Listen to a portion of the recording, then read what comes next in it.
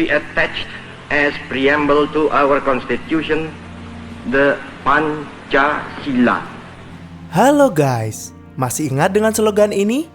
Beri aku 10 pemuda, maka akan kuguncang dunia.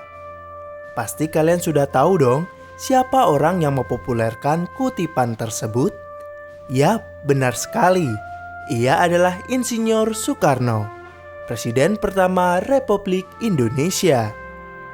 Kutipan-kutipan pidato Soekarno seringkali kita jumpai di berbagai tempat.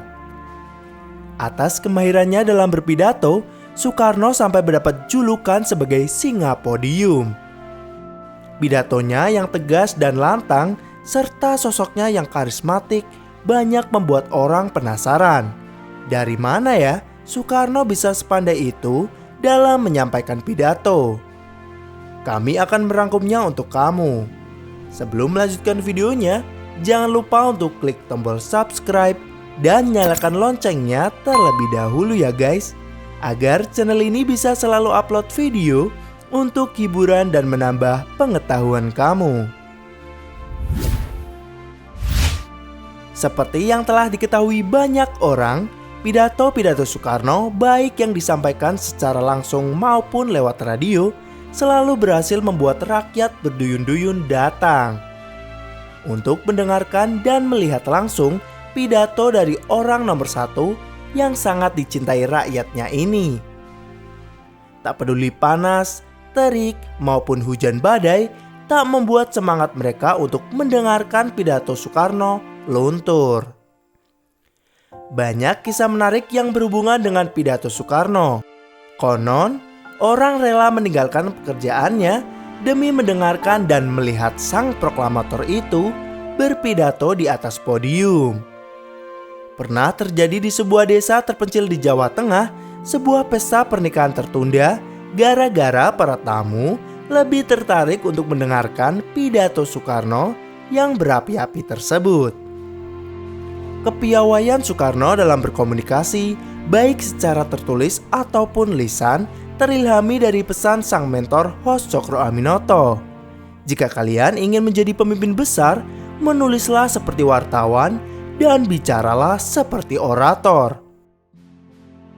Seperti pesan mentornya, Soekarno mewujudkan cita-citanya menjadi pemimpin besar melalui kegiatan menulis. Di awal keterlibatannya dalam pergerakan politik, ia lebih sering menulis daripada berpidato. Soekarno sudah aktif menulis di harian Utusan Hindia yang dikelola oleh Cokroaminoto sejak ia masih menempuh pendidikan di HBS Surabaya. Bersamaan dengan tulisan-tulisan Soekarno tentang politik, ia juga mulai belajar berpidato.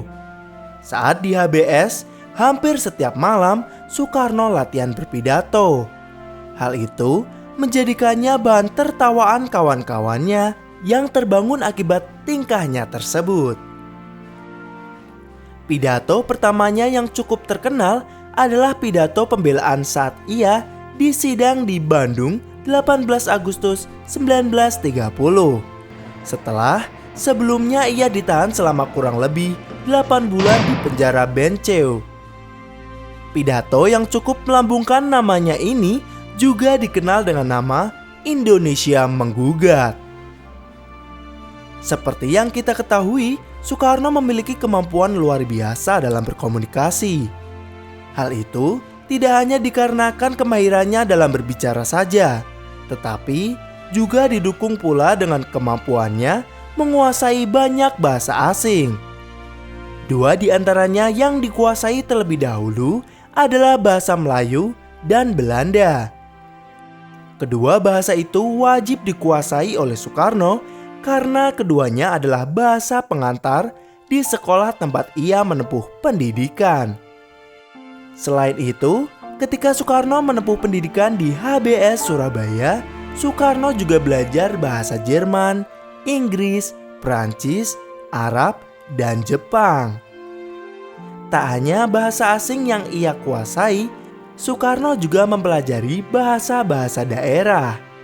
Latar belakang keluarganya yang berasal dari Jawa Timur dan Bali membuatnya pandai berkomunikasi dengan kedua bahasa daerah tersebut.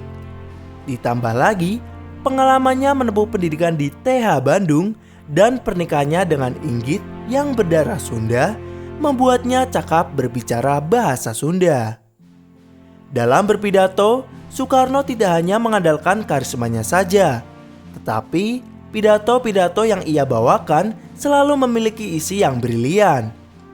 Pidato Soekarno pada masa pra dan pasca kemerdekaan umumnya berisi wawasan yang luas dan pandangan yang jauh ke depan.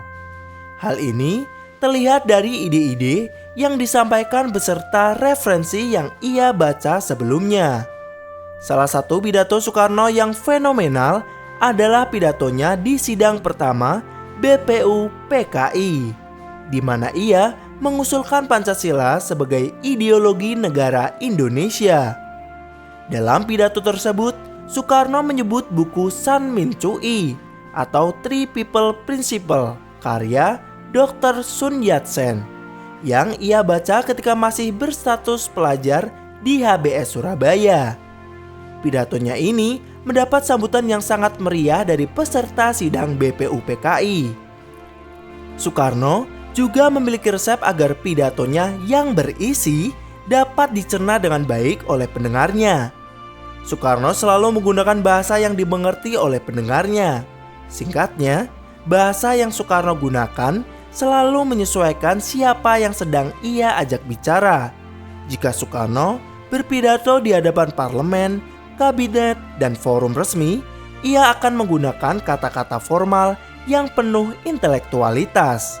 Sebaliknya, jika ia berpidato di hadapan rakyat atau massa, maka ia akan menyesuaikan kosakatanya dengan bahasa sederhana yang lebih mudah dipahami rakyatnya, tanpa mengurangi makna atau isi dari pidato tersebut. Soekarno juga sering menggunakan ungkapan-ungkapan khas daerah di mana ia berpidato untuk menarik perhatian dari para pendengarnya. Selain itu, ia juga pandai berimprovisasi.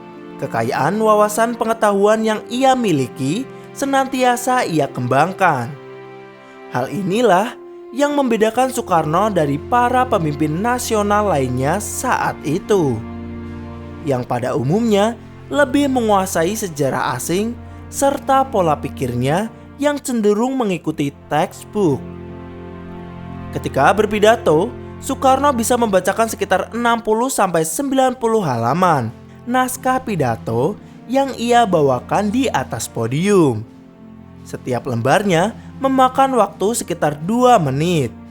Sehingga dalam sekali pidato kenegaraan, Soekarno bisa menghabiskan waktu rata-rata 2 jam. Lalu, apa rahasia Soekarno bisa berpidato hingga berjam-jam lamanya tetapi tetap berkobar-kobar tanpa terlihat lelah setelah lama berbicara? Ternyata, Soekarno memiliki ritual atau kebiasaan khusus sebelum ia memulai pidatonya. Salah satu kebiasaan tersebut adalah meminum air putih yang sudah dingin.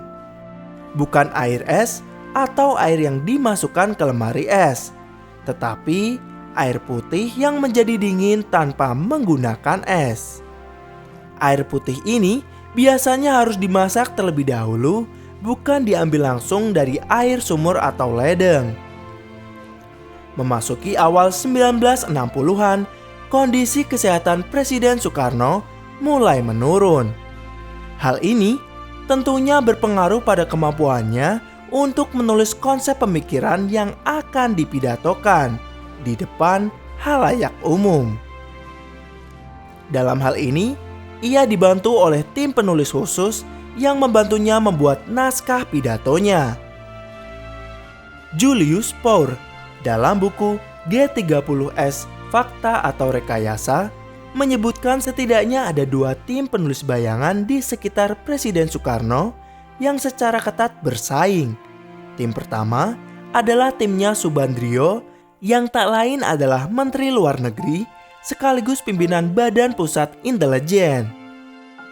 Sedang tim kedua adalah dikepalai oleh Nyoto, Menteri Negara sekaligus Wakil Ketua Sentral Komite Partai Komunis Indonesia.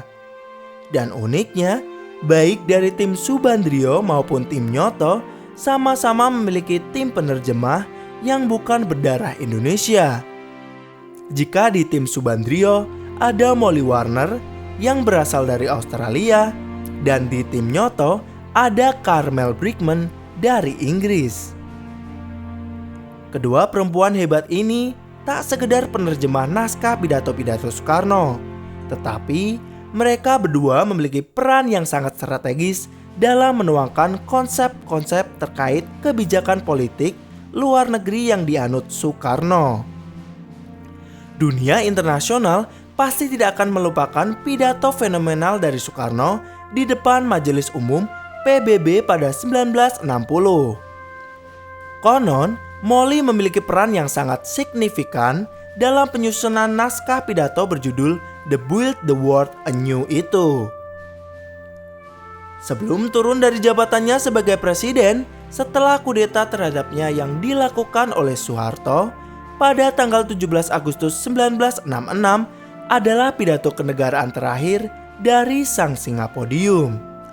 Pidato ini adalah peringatan Hari Kemerdekaan Indonesia yang juga dikenal dengan judul Jas Merah atau Jangan Sekali-kali Melupakan Sejarah. Sedangkan Soekarno terakhir berpidato adalah ketika melantik beberapa duta besar Republik Indonesia pada 15 Februari 1967 setelah penyerahan kekuasaan yang dilaksanakan pada tanggal 20 Februari 1967 di Istana Merdeka. Sang Singapodium tak pernah lagi berpidato di depan publik hingga akhir hayatnya.